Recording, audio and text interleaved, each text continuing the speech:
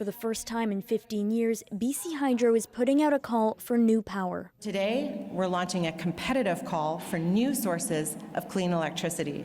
Demand for power in this province is expected to climb 15% by 2030. The province says in just a few years it must add 3,000 gigawatt hours, enough electricity to service around 270,000 homes. We've got people who are making the switch to electric vehicles and heat pumps. We've got industry that wants to power up. And so for some time, planning has been in place around a call for power, knowing that we have to integrate more renewables into our system to make it more flexible and resilient to a changing climate. The call comes as a changing climate is impacting the water BC depends on to generate electricity.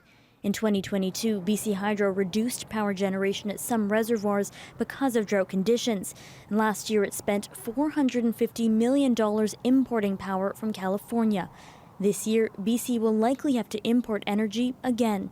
We are facing a lower snowpack, as you've seen, and that will trigger imports in the coming year. The exact amount is actually quite variable. We get a lot of surprising amount of inflow in the form of the spring rains and the summer rains in the north.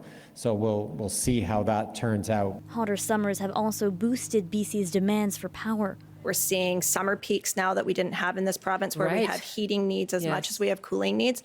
And I think it's really looking at how do we most efficiently utilize the energy we have. For this call, the province will prioritize solar and wind energy.